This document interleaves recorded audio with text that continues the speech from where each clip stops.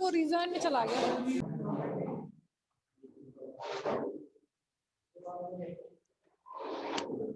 चौक और दे जाना।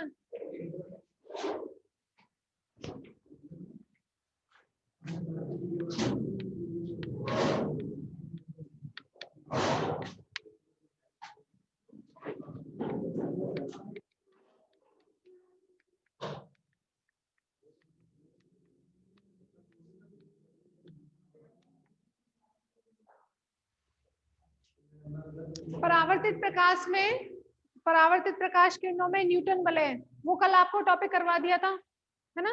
दीप्त व अदीप्त के लिए कंडीशन आ गई थी। अब उसके बाद नेक्स्ट टॉपिक है अदीप्त व प्रदीप्त वलयों, अदीप्त व प्रदीप्त वलयों के व्यास।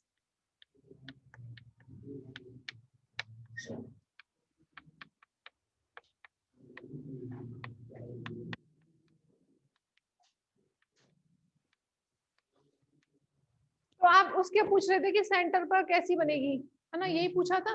जैसे देखो मैंने चक्कर इस चीज का पड़ गया कि मेरा पेन जैसे व्हाइट है ना, मैंने ये बनाया था सेंटर में, उसके बाद इस तरीके से बनाई थी।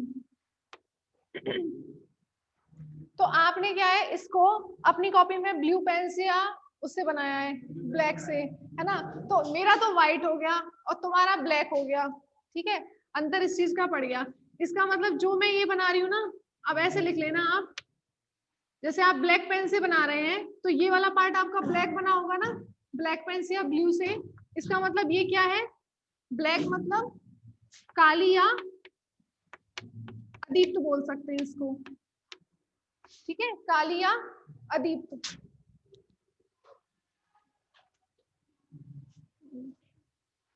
उसके बाद में ये जो पार्ट आपका खाली रहा होगा, आपकी कॉपी में वो व्हाइट होगा, ठीक है, वो आपकी कॉपी में कैसा होगा, व्हाइट होगा। तो ये वाली वलय कौन सी हो जाएगी, व्हाइट वाला पार्ट जो आपकी कॉपी में होगा वो हो जाएगा दीप्त वलय, ठीक है। तो परावर्तित प्रकाश में सबसे सेंटर पर जो बनेगी वो अदीप्त होगी। और कंडीशन मैंने आपको विनाशी के लिए लिखवाई थी, 2 mu Tn equals to N lambda, और एन का वैल्यू कितना था, 0 1 2 3, ठीक है। उसके बाद ये तो था आप किसके लिए, अदीप्त के लिए, और दीप्त के लिए क्या आया था, 2 mu Tn equals to 2n plus half lambda by 2, और n इक्वल्स टू कितना था, 1 2 3। तो आप n इक्वल्स टू 0 रखेंगे पहले, तो 0 पर कितनी आएगी, कैसी आएगी फ्रिंज, अदीप्त आएगी, ठीक है। उसके बाद 1 रखते हैं तो कितना आएगा, सेकेंड नंबर की 2 म्यू Tn इक्वल्स टू, यहाँ पर कौन सी बनेगी, आप n इक्वल्स टू 1 रखते हैं तो 3 लैम्डा बाई 2n माइनस 1 था प्लस 1 था, कुछ भी मान लीजिए, तो लैम्डा का पूर्ण गुणा विषम गुणज ही आएगा। -1 लेते हैं तो n इक्वल्स टू 1 रखने पर कितना आएगा, 2 - 1 लैम्डा बाई 2 आएगा, और +1 लिया है तो 1 रखने पर 3 लैम्डा बाई 2 विषम गुणज ही आएगा। इसका मतलब विनाशी व्यतिकरण होगा, सॉरी दीप्त के लिए कंडीशन आती है ये, ठीक है। और ये वाली इसमें पहले क्या बनेगी, अदीप्त, फिर उसके बाद n इक्वल्स टू 1 रखने पर दीप्त, फिर से यहाँ पर n इक्वल्स टू 1 रखेंगे तो कितना आएगा, लैम्डा का पूर्ण गुणज, वो हो जाएगी दीप्त अदीप्त। फिर नेक्स्ट आएगा यहाँ पर 2 रखेंगे तो 5 लैम्डा बाई 2 दीप्त। एकांतर क्रम में दीप्त व अदीप्त होंगी। सेंटर पर जो है आपने अपनी कॉपी में ब्लैक पेन से या व्हाइट जो भी ब्लू से बनाया होगा वो काली या अदीप्त बोल सकते हैं उसको। उसके बाद एकांतर क्रम में दीप्त व अदीप्त। अब हमें निकालना है व्यास। व्यास मतलब ये वाला जो पार्ट होता है। अब जैसे इस वाली वलय के लिए व्यास क्या होगा, यहाँ से यहाँ तक होगा। इस वाली वलय के लिए व्यास यहाँ से यहाँ तक होगा। तो हमें वो व्यास निकालना है। अभी तक आप जो पढ़ रहे थे उसमें आपने इस तरीके की फ्रिंज बनी थी, ऐसी फ्रिंज बनी थी ना, एकांतर क्रम में एक काली और एक चमकीली। यहाँ पर आपने ये पढ़ा था कि फ्रिंज चौड़ाई क्या होती है, एक समान होती है, लेकिन यहाँ पर फ्रिंज चौड़ाई अब आपकी समान नहीं होगी, ठीक है। अब वो अभी डेरिवेशन से निकाल रहे हैं, क्योंकि यहाँ पर जो आपने फ्रिंज चौड़ाई निकाली थी वो कितनी आई थी, beta equals to lambda D upon D, और तीनों ही क्या थे आपके, कांस्टेंट थे। तो आप किसी भी फ्रिंज के लिए चौड़ाई निकालते हैं वो कांस्टेंट वैल्यू आ रही थी, लेकिन यहाँ पर कांस्टेंट नहीं आएगी, इसका मतलब फ्रिंज चौड़ाई सबकी अलग अलग होती है। तो जैसे अब अदीप्त वलयों के लिए व्यास, तो डायग्राम कैसा था आपका, जैसे इस तरीके से आपने समतलोत्तल लेंस रखा था और ये तो कांच की प्लेट थी, इस तरीके से आपका ये समतलोत्तल लेंस था, ठीक है। कांच की प्लेट पी पर इस लेंस को रखा था। अब जैसे मान लीजिए लेंस पूरा होता तो इसका वक्रता केंद्र कहाँ होता, सेंटर पर यहाँ होता ना वक्रता केंद्र, ठीक है। तो ये वाली डिस्टेंस वो क्या हो जाएगी, इसकी त्रिज्या हो जाएगी r, और वो इस पूरे सेंटर पर क्या रहेगी, एक जैसी रहेगी, क्योंकि त्रिज्या तो पूरे वृत्त में समान ही होती है। इस तरीके से आप गोल बना लेना बिल्कुल इसको, ठीक है। अब जैसे मान लीजिए यहाँ पर या फिर यहाँ पर, जैसे यहाँ पर कोई TNV प्रिज्म बनती है, ठीक है। तो इस पॉइंट को आप यहाँ से मिलाएंगे तो ये भी कितना हो जाएगा, R ही होगा, क्योंकि रेडियस तो पूरे में आप कहीं भी बनाएंगे सेम ही रहेगा। उसके बाद ये आपने सेंटर मान लिया O और ये E, ठीक है। अब आपको मैंने ये बात कल बताई थी कि जो TN मोटाई है वो जो फ्रिंज, जो आपने दर्पण रखा, जो आपने प्लेट ली है उसके ऊपर आपने ये समतलोत्तल लेंस रखा हुआ है, तो फनाकार फिल्म पूरे सर्कल में बनती है। ये बात कल आपको पूरी अच्छे से बता दी थी, फनाकार फिल्म इससे बनती है। अब किस पर डिपेंड करती है दीप्त या अदीप्त, फिल्म की मोटाई पर। तो जो ये TN डिस्टेंस है वो पूरे उस पर एक समान रहेगी कि नहीं रहेगी, TN पूरे सर्कल में एक जैसी रहेगी, ठीक है। वहां पर मान लीजिए TN जो डिस्टेंस है वहां पर सेंटर से ये डिस्टेंस है RN रेडियस मान ली इसकी, और यहाँ पर TN भी कोई भी फ्रिंज बनती है तो वो सब में सेम होगी कि नहीं। जैसे मान लीजिए TN भी जो फ्रिंज है वो अदीप्त या दीप्त कुछ भी है, वो वाली फ्रिंज वो इस R डिस्टेंस पर जितने भी पॉइंट्स होंगे वहां पर क्या होगी, क्योंकि फिल्म जो है आपकी फनाकार फिल्म वो वृत्तीय भाग में बन रही है, पूरे वृत्तीय भाग में बन रही है। और यहाँ पर जैसे TN मोटाई की जो दीप्त बन रही है वो सभी TN डिस्टेंस RN डिस्टेंस है यहाँ से लेके यहाँ तक, वो सब पर दीप्त दीप्त बनेगी, और उन सभी दीप्त बिंदुओं का बिंदु पद क्या कहलाता है, दीप्त वलय कहलाती है, ठीक है। क्योंकि फिल्म की मोटाई पर निर्भर करती है, और फिल्म की मोटाई पूरे सर्कल में एक जैसी जहां जहां पर होगी, TN डिस्टेंस पर मान लीजिए RN डिस्टेंस पर TN भी दीप्त फ्रिंज बनती है। तो सभी TN डिस्टेंस पर सेंटर से, इस सेंटर से TN डिस्टेंस पर दीप्त दीप्त फ्रिंजें बनेंगी, और उन बिंदुओं का बिंदु पद क्या कहलाता है, दीप्त वलय। तो ये TN यहाँ पर भी होगी, पूरे सर्कल में है इसी तरीके से, ठीक है। तो इसका मतलब फ्रिंज की त्रिज्या क्या हो जाएगी, मैं ये बात बोलना चाह रही हूँ, फ्रिंज की त्रिज्या क्या होगी, यही तो होगी। ये आपने TNV फ्रिंज ली है, वो दीप्त या अदीप्त कुछ भी है, तो उसकी त्रिज्या क्या है, ये होगी ना, सेंटर से ही तो डिस्टेंस, ये O पॉइंट है, ये आपका TN जहां पर पॉइंट पर फ्रिंज बन रही है, तो त्रिज्या क्या हो जाएगी, RN ही तो हो जाएगी। तो ये क्या है, त्रिज्या, और ये किसके बराबर है, इसके बराबर है, ठीक है। ये इसको मान लीजिए A पॉइंट, ठीक है। तो अब जो फ्रिंज बनेगी TN पर उसकी त्रिज्या कितनी होगी, EA के बराबर होगी कि नहीं। मैं सिर्फ इतना समझाना चाह रही हूँ कि TN पर जो भी फ्रिंज बनेगी उसकी त्रिज्या कितनी होगी, RN होगी। RN हमने मान लिया EA है, ठीक है। तो ऐसा लिख लीजिए, माना समतलोत्तल लेंस का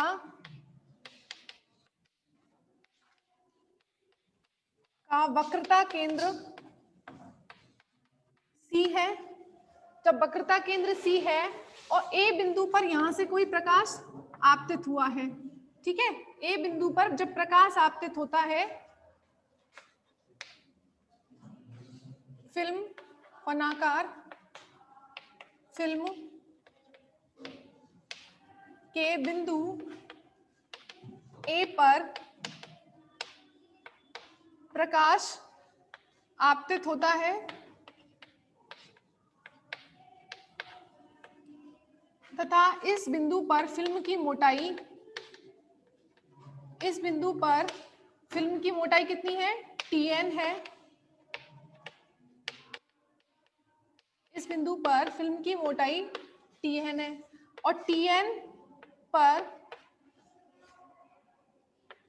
NB फ्रिंज बनती है, NB वलय बनती है, एन बी कोई भी बलय मतलब व्यतिकरण बलय लिख लीजिए आप। अब ये नहीं पता अभी कि वो दीप्त है या अदीप्त है। एन बी व्यतिकरण न्यूटन वलय बनती है। तो न्यूटन वलय की त्रिज्या, न्यूटन वलय की त्रिज्या कितनी होगी? आर एन इक्वल टू कितना हो जाएगा? ई ए। ठीक है, न्यूटन वलय की त्रिज्या क्या हो जाएगी? ई ए ले सकते हैं, या फिर ये जितनी ये है उतना ही ये पार्ट है। तो इसी तरीके से वो पूरे सर्कल में इस तरीके से बनेगी, और उसकी त्रिज्या कितनी होगी, या ये भी मान सकते हैं आप, पूरे सर्कल में सेम है वो। ठीक है, न्यूटन वलय की त्रिज्या आर एन इक्वल टू ई ए। अब उसके बाद हमें लेना है ट्रायंगल सीईए से। ट्रायंगल सीईए से, सीईए से क्या लिख सकते हैं आप? सीईए से सी ए स्क्वायर इक्वल टू कितना आ जाएगा? कर्ण स्क्वायर कितना हो जाएगा? लंब प्लस आधार। तो आधार कितना है, लंब कितना है इसमें? सीई स्क्वायर प्लस आधार कितना है? ई ए स्क्वायर। ट्रायंगल लिया है ये वाला, समझ आ रहा है? ये वाला, इसमें सी ए स्क्वायर कितना हो गया है? सी ई स्क्वायर प्लस ई ए स्क्वायर। अब उसके बाद में सी ई को मैं कितना लिख सकती हूँ? सी ई, यहाँ पर ई पॉइंट है और नीचे जो है वो ओ पॉइंट है, तो सी ई को कितना लिख सकती हूँ? सी ओ माइनस ई ओ लिख सकते हैं। समझ नहीं आया तो दोबारा बता देंगे। इसको लिख सकते हैं सी ओ माइनस ई ओ का होल स्क्वायर प्लस ई ए स्क्वायर। अब इसको लिख सकते हैं सी ए स्क्वायर कितना हो जाएगा? Capital R square. C O कितना है? जितना ये होगा उतना ही ये होगा। समझ आ रहा है? जितना ये होगा उतना ही ये होगा, क्योंकि ये क्या है? त्रिज्या है। इसका वक्रता केंद्र हमने सी लिया है, इस उत्तल लेंस का वक्रता केंद्र है सी। तो इससे जितने भी पॉइंट बनेंगे वो सबके डिस्टेंस क्या होगा? आर। इसका मतलब सी ओ इक्वल टू कितना है यहाँ पर? सी ए इक्वल टू आर। ठीक है, ये आर जो है इस पूरे सीओ का है, इस पूरे सीओ का और सीए का। ठीक है, अब हमें चाहिए क्या? सीई। तो सीई निकालने के लिए, जब देखिए मैंने यहाँ पर डिस्टेंस टीएन लिखा है, लिख बाद में लेना, समझ लो ये डिस्टेंस मैंने टीएन लिखा है, तो ईओ डिस्टेंस भी कितना होगा? टीएन के बराबर ही होगा। ईओ को मैं कितना लिख सकती हूँ? टीएन। ठीक है, अब पूरा मुझे पता है कितना है? आर, और इतना भाग है वो टीएन है, तो इतना भाग कितना हो जाएगा? आर माइनस टीएन का स्क्वायर। तो यहाँ पर लिख सकते हैं आर माइनस टीएन का स्क्वायर। और ई कितना है? फिर से ई तो अपना जो रेडियस है वो निकाल, ई स्क्वायर, ई को रेडियस लिखा है ना, आर एन लिख सकते हैं।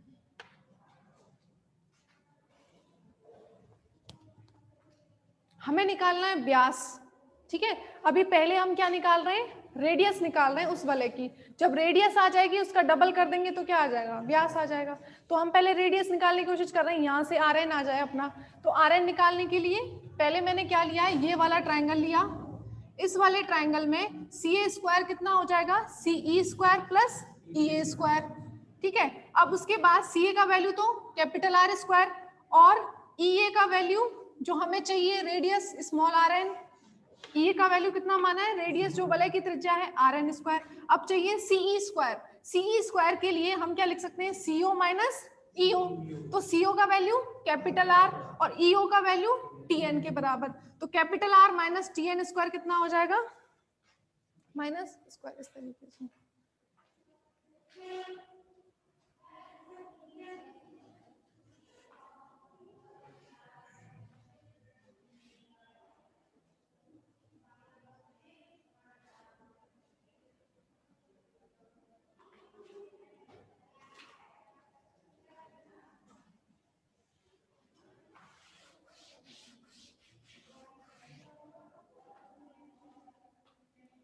ऊपर से मिटा देंगे ये से, है ना।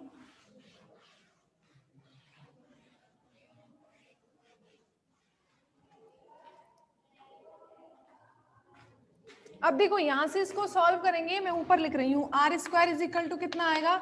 ए माइनस बी का होल स्क्वायर है, इसको लिख सकते हैं A square plus B square minus 2r tn, ठीक है, प्लस rn स्क्वायर, ठीक है। अब देखिए आर स्क्वायर से आर स्क्वायर कैंसिल हो जाएगा, ये आर स्क्वायर इधर आएगा तो माइनस का होगा, R square minus R square 0। उसके बाद देखो यहाँ पर क्या बच रहा है, हमें चाहिए आर एन स्क्वायर, तो मैं आर एन स्क्वायर को इधर ले आती, इधर ही रखते हैं और इसको मैं लिख देती हूँ 2r tn minus tn square. कोई दिक्कत नहीं है, पक्षांतरण किया है, आर एन स्क्वायर को वहीं रहने दीजिए, इनको इधर ले गए तो ये 2rn tn और ये माइनस का tn स्क्वायर। उसके बाद क्या करना है, देखो हमें चाहिए रेडियस, रेडियस से ही तो हम व्यास निकालेंगे, त्रिज्या आ जाएगी तो व्यास निकाल लेंगे। तो उसके लिए क्या करना है कि देखो यहाँ पर आप जो tn है, आपको पता है कि जो हम समतलोत्तल लेंस को रखते हैं वो समतलोत्तल लेंस की वक्रता उसने कैसे ली थी, न्यूटन ने बहुत अधिक वक्रता त्रिज्या का लिया था। इसका मतलब r का वैल्यू बहुत ज्यादा है। जब आप r का वैल्यू बहुत ज्यादा लेंगे तो ये एकदम से प्लेन सा ही बन जाएगा, और प्लेन सा बनेगा तो इस tn का वैल्यू बहुत छोटा हो जाएगा, ठीक है। तो r ज्यादा है tn से, तो इसको आप क्या मान सकते हैं, नेग्लिजिबल मान सकते हैं इस टर्म को, चूंकि समतलोत्तल लेंस जो लिया गया था उसकी वक्रता त्रिज्या बहुत ज्यादा थी। जब वक्रता त्रिज्या ज्यादा होगी तो ये पार्ट जो है आपका बहुत छोटा होगा, तो tn को आप क्या मान सकते हैं, अत्यल्प मान सकते हैं। तो R N square is equal to कितना आ जाएगा, 2r tn। यहां से हमें चाहिए आर एन, तो आर एन चाहिए तो हम क्या लिख सकते हैं, रूट निकाल सकते हैं इसका 2r tn। तो ये तो आ गई आपकी वलय की त्रिज्या। जो tn डिस्टेंस पर बन रही है, tn चौड़ाई पर, जब फनाकार फिल्म की चौड़ाई कितनी है tn, तो उस पॉइंट पर जो वलय बनेगी उसकी त्रिज्या कितनी होगी 2r tn। और r क्या है वहां पर, जो हमने समतलोत्तल लेंस लिया है उसकी वक्रता त्रिज्या, वो तो ऑलरेडी पता होगी ना कि कितनी वक्रता त्रिज्या का समतलोत्तल लेंस लिया है। यदि वो पता है और tn डिस्टेंस पर कोई tn, जहां पर फिल्म की मोटाई tn है, वहां पर जो फ्रिंज बनेगी या वलय बनेगी उसकी त्रिज्या कितनी होगी rn। अब व्यास निकालना है तो क्या करना है, 2 इंटू rn।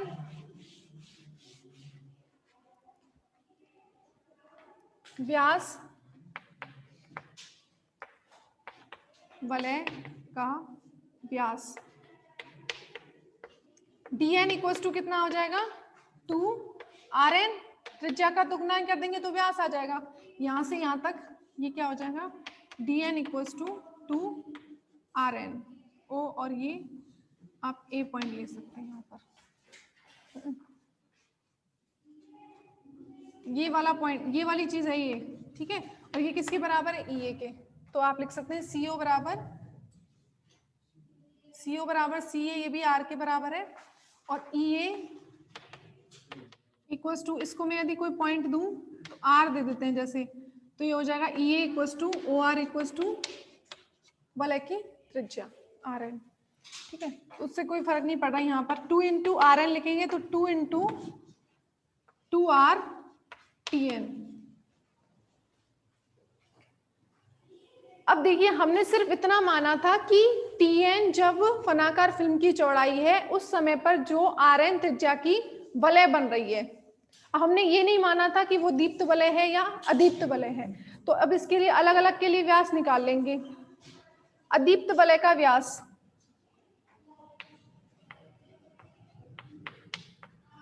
अदीप्त वलय का व्यास परावर्तित प्रकाश में ही पढ़ रहे हैं अभी, ठीक है। परावर्तित प्रकाश में जो न्यूटन वलय बनती हैं उन्हीं का हम व्यास निकाल रहे हैं यहाँ पर। तो अदीप्त वलय के व्यास के लिए आपको पता है, माना tn जब फिल्म की चौड़ाई कितनी है tn चौड़ाई पर nv अदीप्त वलय बनती है, nv अदीप्त वलय बनती है। तो अदीप्त वलय के लिए क्या प्रतिबंध है, 2 mu tn equals to 2n, अदीप्त के लिए n लैम्डा आता है, ठीक है, n लैम्डा आया था। तो यहां से tn इक्वल्स टू कितना आ जाएगा, tn इक्वल्स टू कितना आ जाएगा, n lambda upon 2 mu, n lambda upon 2 mu. ठीक है, ये Tn का मान आप यहाँ पर रख दो, तो अदीप्त बलयों का व्यास आ जाएगा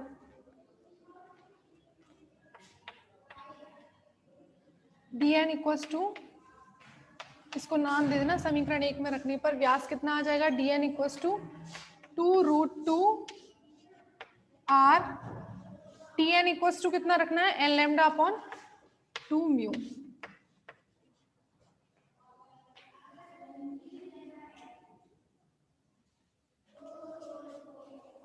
इसको एक तरीके से और लिख सकते हैं, जैसे 2√2 है ना, इसको आप रूट में ही लिखना है, 8r Tn भी तो लिख सकते हैं। ठीक है, इसको इधर मिटा दीजिए, फिर वो सारे फॉर्मूले याद एक जैसे तरीके से याद तो भी हो जाएंगे। अब ऐसे तो अलग अलग हो जाएगा नहीं, जैसे देखो इसी को इक्वल्स करके मैं ऐसा लिख सकती हूँ ना, 8r Tn, क्योंकि रूट ए का वैल्यू कितना होता है, 2√2 ही होता है, तो 8r Tn जब लिखेंगे ना यहाँ पर, तो कितना आ जाएगा, 4r n lambda upon mu, 4r n lambda upon mu.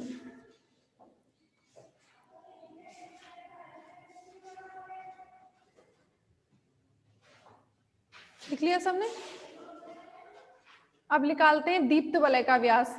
यदि माना फिल्म की Tn चौड़ाई पर N भी दीप्त फिल्म बनती है,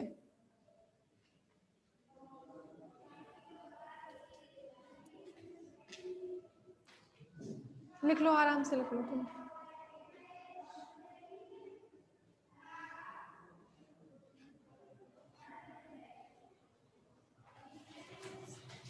दीप्त वलय का व्यास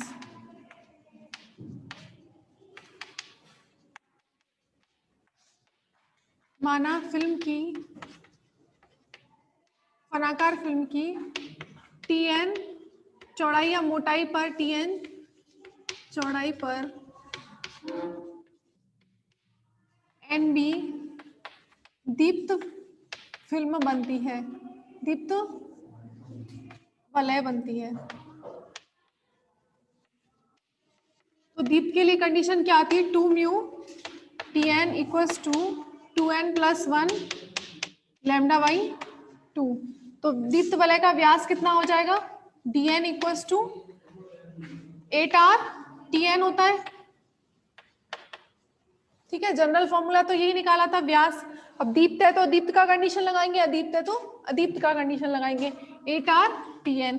यहां से Tn इक्वल्स टू कितना आ जाएगा, Tn इक्वल्स टू निकालें तो कितना आ जाएगा, 2n plus 1 lambda by 4 mu. यहां से मैंने Tn इक्वल्स टू निकाला तो 2 म्यू क्या चला गया, नीचे चला गया, 2 इंटू 2 म्यू कितना हो गया, 4 म्यू। ठीक है, अब यहाँ पर आप 8r Tn का वैल्यू रख दो, कितना आएगा, 2n plus 1 lambda upon 4 mu. तो ये आ जाएगा, इसी की तरह निकालें तो 2r 2 into 2n plus 1 r lambda upon mu. ठीक है, n दीप्त वलय के लिए कंडीशन होती है लैम्डा बाई 2 का विषम गुणज। यहां से Tn का मान निकाला, ये 2 म्यू नीचे आ गया, 2 इंटू 2 म्यू 4 म्यू। वलय का व्यास इस वाले फॉर्मूले में ही रखेंगे 8r Tn में, तो 8r Tn का वैल्यू दीप्त और दीप्त दोनों के लिए अलग अलग होता है उसी तरीके से। तो कितना आ जाएगा, 2n plus 1 lambda upon 4 mu. तो म्यू तो वहीं बच गया, 4 से ये कैंसिल हो गया, 2 into 2n plus 1 r lambda upon mu. अब यदि म्यू तो क्या है, अपवर्तनांक है, फिल्म यदि वायु की है तो म्यू इक्वल्स टू वहां पर आप क्या लिख देंगे, 1 लिख देंगे। अब निकालना है हमें फ्रिंज अंतराल। ठीक है, तो फ्रिंज अंतराल कैसे निकालेंगे, दो क्रमागत दीप्त वलयों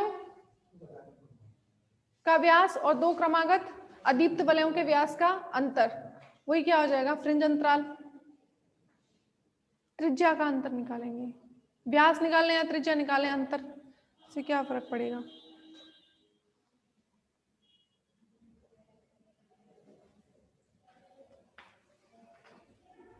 आप लिख लो फ्रिंज अंतराल।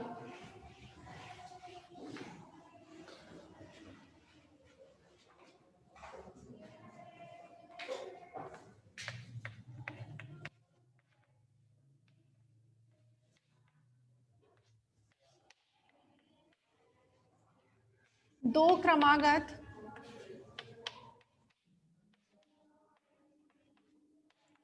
दीप्त व अदीप्त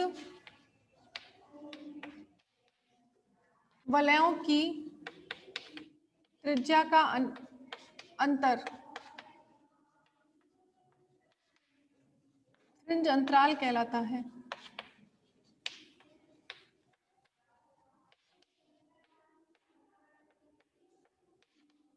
तो फ्रिंज अंतराल को आप बीटा से ही रिप्रेजेंट करते हैं, ठीक है।